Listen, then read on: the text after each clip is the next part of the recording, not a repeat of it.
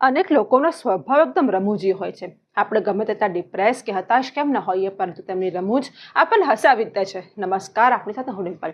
આજના માણસો મોજ ઓછી અને ટેન્શન વધારે લે છે. હસાવાથી શું થઈ શકે છે તેનું એક ઉદાહરણ સમજીએ.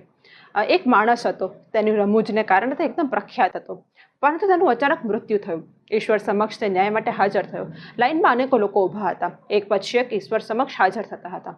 પહેલો માણસ ઈશ્વર સમક્ષ હાજર થયો. ભગવાને તેને સ્વર્ગમાં મોકલ્યો, કારણ કે જ્યારે તે ભૂખ્યા હતા ભગવાન, ત્યારે તેને ભોજન આપ્યું હતું.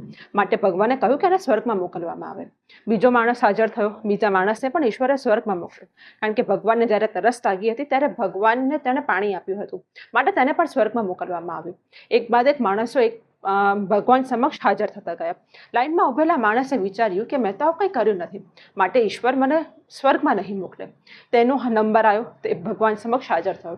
ઈશ્વરે તેને પણ સ્વર્ગમાં મોકલ્યો, કારણ કે ઈશ્વર જ્યારે હતાશ હતા, નિરાશ હતા, ત્યારે તેની રમૂજે તેમને હસાવ્યા હતા, તેમને ખુશ કર્યા હતા.